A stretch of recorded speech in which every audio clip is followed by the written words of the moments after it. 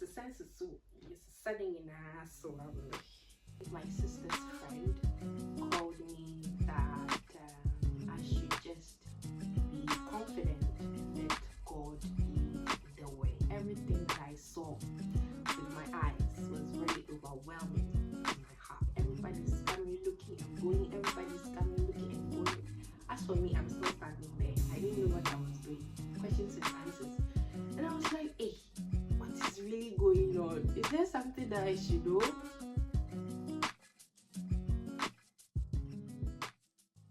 Hi guys, welcome back to my channel and welcome back to another video. In today's video, it's more like story time.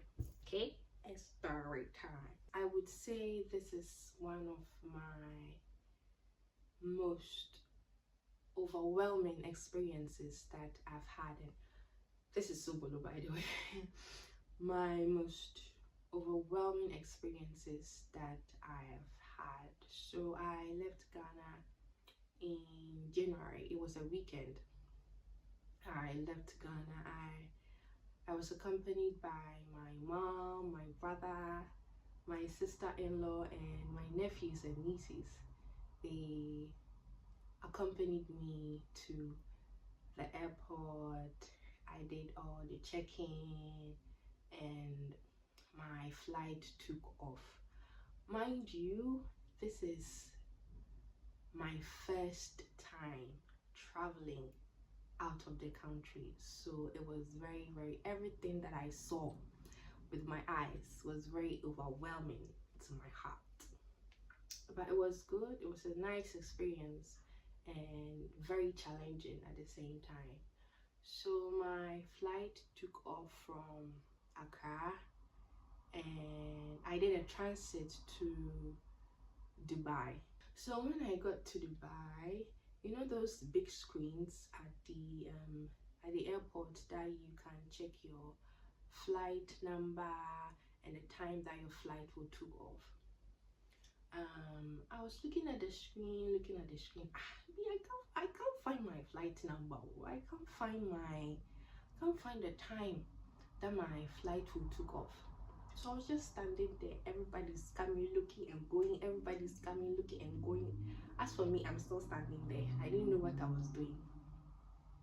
So I got very anxious at that time because, like I said, this is my first time traveling outside the country and alone. And to God being the glory, I just turned around like this, and there was just gentleman standing beside me, and he was like, "Are you okay? You look very worried." And I told him that I'm looking for my flight number and the time it would take off, but I can't find it. So he took my ticket and he looked at the flight number and the time that it would took off, and he checked on the screen and he said that we should wait, because guess what, he's also taking the same flight that I'm taking. So we were standing there, and finally our flight number showed on the screen and we saw the time. So we headed to the check-in and the scanning and everything. So me, I was just following him. Honestly, I was just following him because I didn't know anything. This is my first time. So we are going. We did the checking, the scanning, the searching and everything. We did all of that. And we went to the sitting area to wait for the flight. So as we were sitting down, he was like,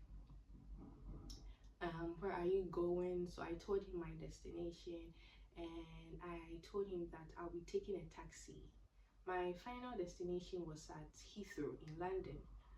That's my final destination, and I will take a taxi from Heathrow to my final destination. And he was like, no, don't do that. It's very expensive. If you take a taxi, it's so very expensive. So I'll help you take a train to, I think it was 2 different stops, before I will get to my final destination. And mind you, we were on the same flight, but different seats. We were on different seats. So the flight came in from Dubai to Heathrow. It came in and it took off, and finally we got to Heathrow. So when the plane was landing, there was this woman sitting, let me say, right before me, because the seats in front of you can actually see what the person is doing. If the person is eating, if the person is doing something on the phone or watching something on the screen behind the seats, you can actually see whatever the person is doing. So this woman brought, it was like a document in a brown envelope in Ghana. That brown envelope, exactly. He brought a document out, and I could see that there were like questions and answers, questions and answers, and I was like, hey, what is really going on? Is there something that I should know? But I just told God to help me and see me through everything before I get home, before I get to my final destination. So we got down, and when you get off of the flight, you would see there were hundreds of people. We are all heading to the immigration point. And before we got down, let me tell you, before we got down, there is this Indian girl, or let me say a lady, who was sitting beside me, and she was crying.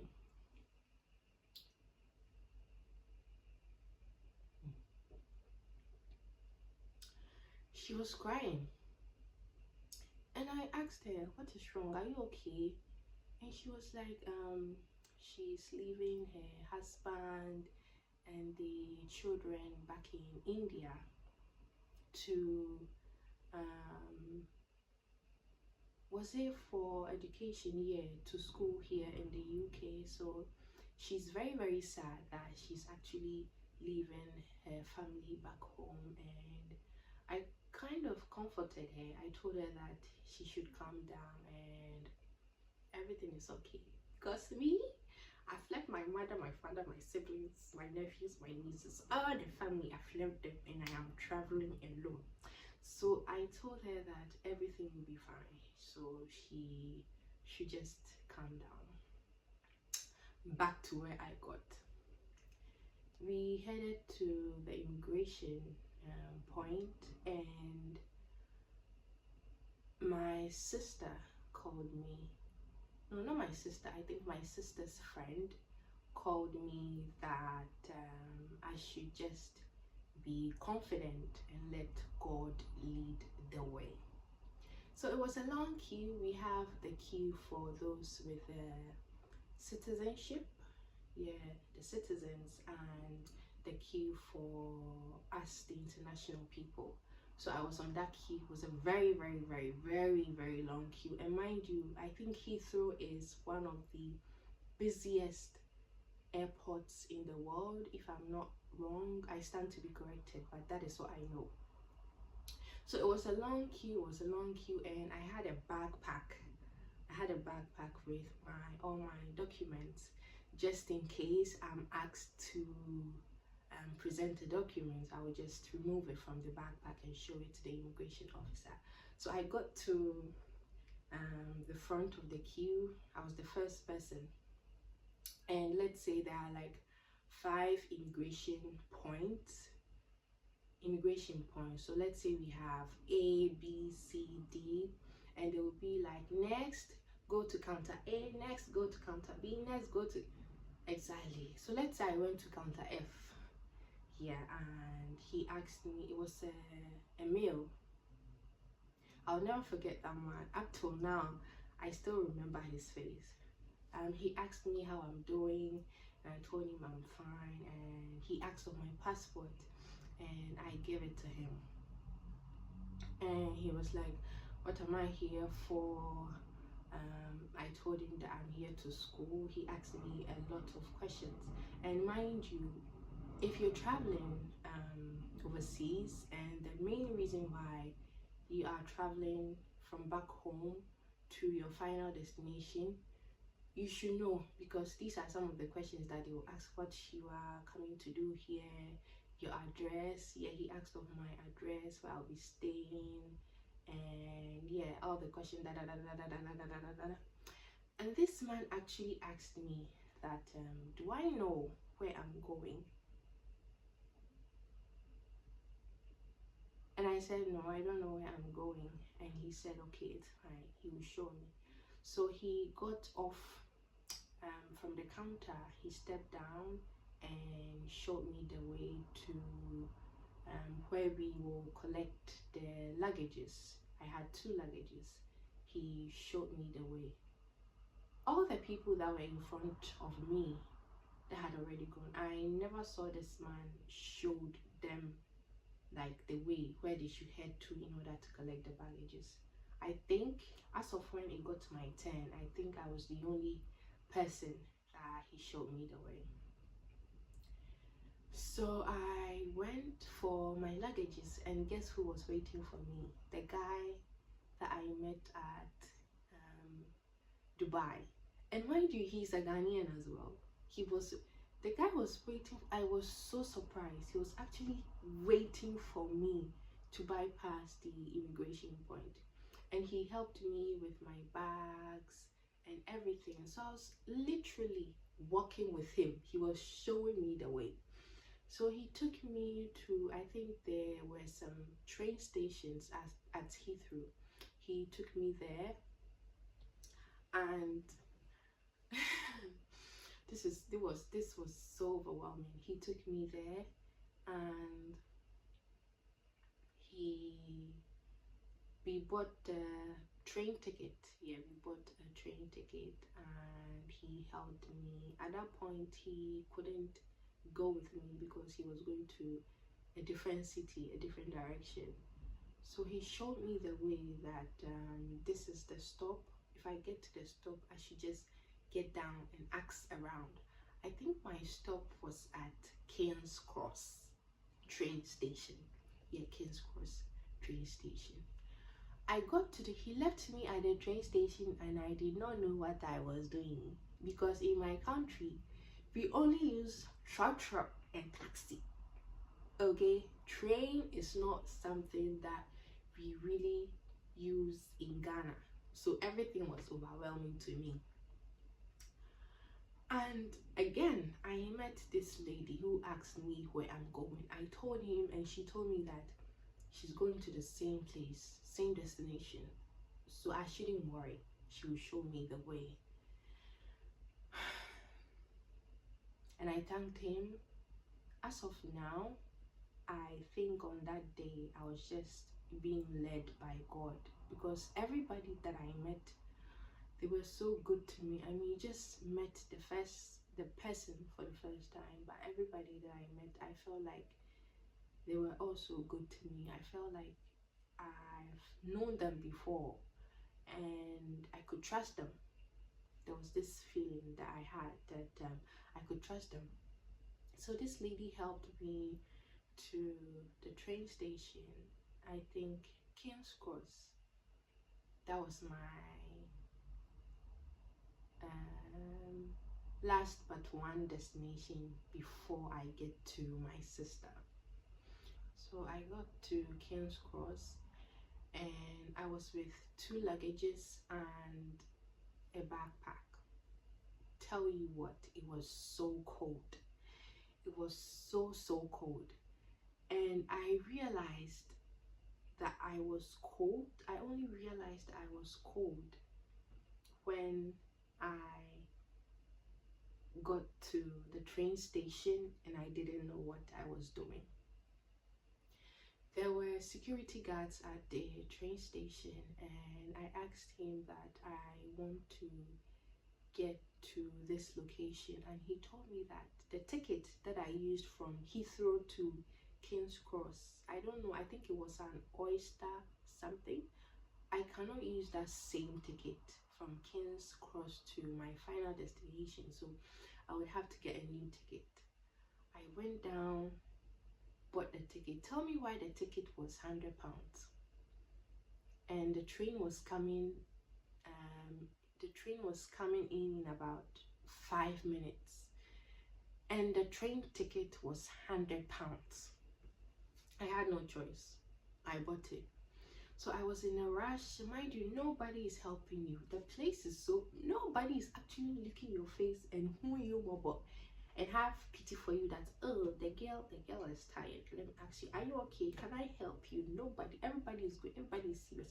Everybody is on the phone. Everybody is doing something. So I had to carry my 2 luggages and my backpack all by myself and go. Only for me to get to the train station and I cannot find the ticket. The ticket has lost. I almost cried that day, and it was so cold. I almost cried. I was there searching my pockets, searching my bag, everything, and I couldn't find it. And there was this security guard. He just walked towards me and asked me, are you okay? And I told him that no, I can't find my ticket. And he told me, asked, are you sure? Check your pocket, check your bags. Literally, I put my bag on the floor and I was checking for everything. I didn't find it. So he told me that I shouldn't worry. He will help me search for the ticket. This security guard took one of my luggages. He took one and led me down to the, should I say, ticket office to ask or just search around, search on the floor if maybe I dropped it on the floor. We went there and I couldn't find it. I came back and was like, no, let me go and search again. So when he got down, when the security man got down to search for my ticket, something told me that I should just check my pocket. Again, I was wearing a blue jeans. I checked my pocket and the ticket was there. The ticket was there, and I didn't know whether to wait for the security guard because I literally had like 3 minutes for the train to arrive and go. So I couldn't say thank you to this man, and I didn't know where he was. I checked down, I looked down, and I couldn't find him anywhere. So I just went to the train, and again, I'm overwhelmed. There are so many trains there. I didn't know which one I was boarding. Hey, Raddy.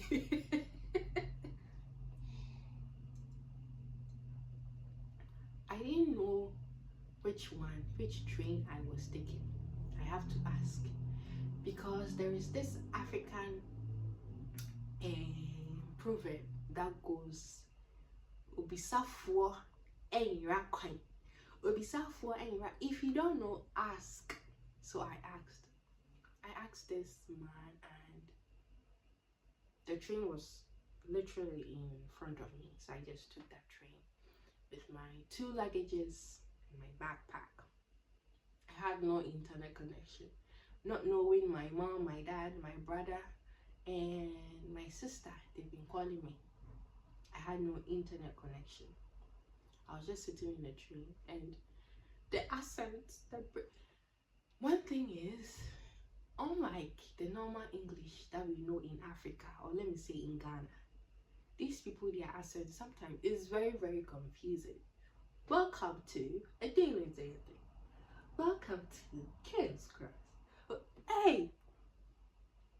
So you had to pay attention in the train. You have to pay attention, because if you don't pay attention, the train will cross your stop and you have to take another train back again. So I didn't want to lose that chance at all. I was sitting quietly. If you talk to me, I will not mind you, because the accent that they are using, I don't understand. So I have to sit down quietly and listen to exactly what they are saying. So thank God, glory be to God, I got to my final destination, and I was so happy. I met my sister and I was so happy and cold. So my sister brought me home. I just went to freshen up. As soon as I got home, I went to freshen up and slept. And I woke up, I think, in the afternoon the next day. Yeah. Honestly, what this thing has taught me is that when God is with you, there is nothing that the enemy can do about it. I've also realized that because from the guy who helped me from Dubai to Heathrow Airport, and the lady who helped me from Heathrow Airport to King's Cross, and the security man who actually helped me with my bag. With this place being so busy, there's no one who can actually get the time to help you search for anything. But this security guard helped me with my luggages and went to search for my ticket for me, and he couldn't even find it, and I found it later. I really wanted to thank him, but I couldn't find him again. I didn't know where he went. All these three people that I encountered on that day taught me that whatever you do, involve God in it, because without him you cannot do anything. You cannot, because these people traveling to a country that you've never been before and all by yourself, everything was so overwhelming to me. But then again, thanks to them and to God for bringing me, for getting me to my final destination without no challenges, without no problems or anything. Thank you guys so much for watching today's video. I hope it was insightful and helpful to somebody, that with whatever you do, involve God, and trust me, he will help you. Thank you guys so much for, I didn't even finish my solo, but I'll drink it later after the video. I'll drink it. Thank you guys so much for watching today's video. I really appreciate it. Like I said, the consistency is scary. The consistency is scary. Thank you guys so much for watching today's video. I really appreciate it. Thank you so much, and I'll see you in my next one. Bye.